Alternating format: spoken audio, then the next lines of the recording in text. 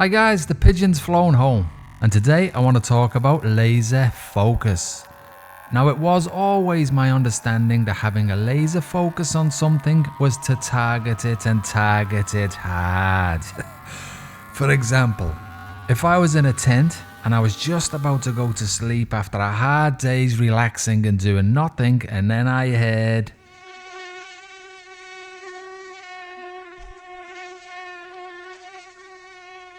well, at that point, all of my senses immediately jump into overdrive, and every part of my body is solely focused or laser focused on getting that mosquito before it gets me. So that is what my idea of laser focused was. Which brings me on to the new RBNZ Governor's Anna Breyman's idea of laser focused. Anna Breyman took over as the governor on the 1st of December 2025. Anna is paid over $800,000 per year, which is quite a lot when you see that the PM is paid $520,000 per year, and he's overpaid. So Anna is supposedly 100% independent from the government. So she's 100% independent from Nicola Willis, who gave her the $800,000 per year job. Now, I don't know about you, but if somebody gave me an $800,000 per year job, I might just feel some sense of gratitude towards them, which may possibly sway some favours from me. Possibly, I don't know, maybe that's just me. Now, I suppose one good thing is that Nicola Willis doesn't seem like the type of person who would use power over someone for her advantage, do you think?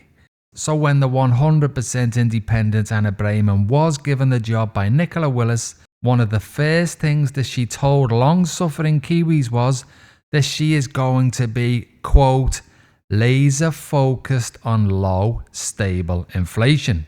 Now, after years of rampant price rises of everything initiated by Adrian Orr's calamitous tenure as governor, it was a breath of fresh air to finally hear a governor seem to understand what the majority of long-suffering Kiwis have been actually going through.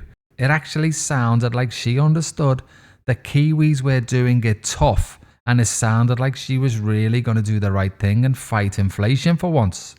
So fast forward to the 27th of May 2026. This is the day that the RBNZ's Monetary Policy Committee decided if they were going to raise, lower or keep the same the official cash rate, or OCR.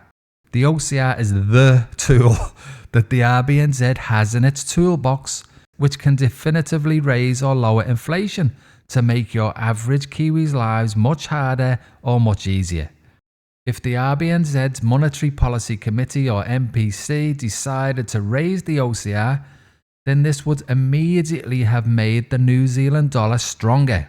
Now, this strength would come because more global investors and financial institutions from around the world would move their capital into New Zealand in order to take advantage of these higher rates. So if the RBNZ raised rates, the New Zealand dollar would stop collapsing like it has been for a while now, and it would become much stronger. Now, this means the things that are brought into the country, like, I don't know, fuel, for example, would become cheaper. And what would cheaper fuel mean? Well, it means significantly reduced transportation, logistics and manufacturing costs. Now, this would lower the price of everyday goods, it would ease overall inflation, and it would leave households with more disposable income. Now, I don't have to tell you how every single trip to the supermarket is seeing increased food prices lately. Well, that would stop, and prices could even come back down again if fuel prices decreased. So getting back to May's Monetary Policy Committee. Incredibly, this was the first time that we were allowed to see how each MPC member voted. We could finally see who voted in favour of making your average Kiwi's life easier, or who voted to protect the assets of the rich and make your average Kiwi's life harder. So there are 6 Monetary Policy Committee members. You've got 3 external members who don't work directly for the RBNZ, and you've got 3 internal RBNZ members who do work directly for the RBNZ, but are totally independent of the government. So let's see how they voted, and let's do it like a penalty shootout. If a goal is scored, then it means that that penalty taker is laser focused on inflation. So first up, it's Anna Bremen, one of the RBNZ's internal NPC team members. Oh, what a miss. So she has voted to keep rates on hold. Next up, it's Carl Hansen, an external member of the NPC. Goal! He voted to raise the OCR by 0.25%, which would have helped Kiwis with the cost of living. Then we have Karen Silk, an RBNZ internal NPC team member. What was that? A major fail there. Another totally independent RBNZ member who voted for increased cost of living for Kiwis. Then next up, it's Hayley Gawley, another external member of the NPC. Perfect shot. She also voted to raise the OCR 0.25%, which I would call laser focused on fighting inflation. So now we have Paul Conway lining up. He is another RBNZ internal NPC team member, obviously totally independent of the government. Oh dear, another disastrous shot, probably the worst miss I've ever seen. So finally Prasanna Guy lines up his shot, and he is another external member of the NPC. Superb, perfect goal, very impressive, and obviously laser focused on fighting inflation. So at the end of this shootout, we have 3 internal NPC members who work directly for the totally independent RBNZ, all coincidentally voting to keep the OCR the same, which is strange because that is what Nicola Willis would have wanted. And then we have 3 external NPC members who genuinely are independent of the government, all voting to raise the OCR, which would have made the cost of living for most Kiwis much easier. And I think I need to state this again. The 3 RBNZ employees who are supposedly independent of the government all voted for what the government wanted, i.e. protect the rich asset holders. And the 3 external NPC members who are not members of the so-called independent RBNZ all voted for what was best for your average Kiwi who is being smashed by ever-increasing inflation. Now, because the votes came up 3 versus 3, it comes down to the chairperson to make the casting vote.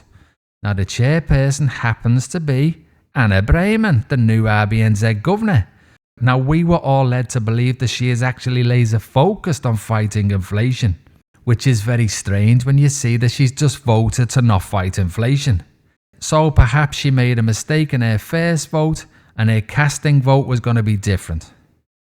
So here she is lining up, about to take the shot that will tell all of us if she is in fact laser focused on fighting inflation, or if she misled all of us and is not laser focused on fighting inflation at all, and is in fact only laser focused on pleasing her employer, Nicola Willis. This shot will prove to all of us what we are dealing with moving forward. Oh my God, look at the state of that. New Zealand's inflation, according to the totally independent RBNZ, is running at 3.1%. And if you believe that, you believe anything. The actual inflation is much higher, and we all know that. But to get an idea of how bad inflation is right now in New Zealand, just look at the cost of fuel here compared to Australia right now. And as we have discussed, high fuel costs does not just mean your commutes are more expensive. High fuel costs mean you also have to contend with higher food prices due to higher transport and manufacturing costs. It's clear to everyone that the easiest way to make imported fuel cheaper is to make the New Zealand dollar stronger. But no. Instead, Anna Bremen, the latest RBNZ governor in a long line of disastrous RBNZ governors, simply seems more concerned with protecting rich people's assets than actually fighting inflation. Which is very strange when you consider that Anna Bremen's job is to target a 2% inflation rate. I know they can have a band between 1 and 3%, but their target is 2%. And that's a target that the RBNZ has failed to achieve for 5 years now. In any other role, so much constant failure would mean heads would roll. But in the unaccountable, unelected world of the RBNZ, it's almost as if they are protected by someone, because they are in fact doing the bidding of that said person. I wonder who that could be.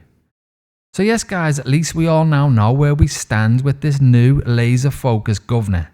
The independent RBNZ Leopard has absolutely not changed its spots, and it continues with its primary role of protecting the Ponzi and its assets-rich masters, whilst pretending to the rest of us that they're targeting inflation. We know they're not. For the rest of us, it's a battle of survival, I'm afraid, at least until the current political system is upended and the charade of the RBNZ independence is finally addressed. Right now, the political system in New Zealand is a mess. There is almost nobody who can be trusted. The difference between National and Labour is paper thin, and if you'd ask me, Parliament is now just full of traitors willing to sell the country out in order to line their own pockets. And you have to look no further than the Indian Free Trade Agreement to know that. None of this is good enough and something major has to change. So yes guys, it's good to be back. Although another excursion might be on the cards in a few months, I don't know yet.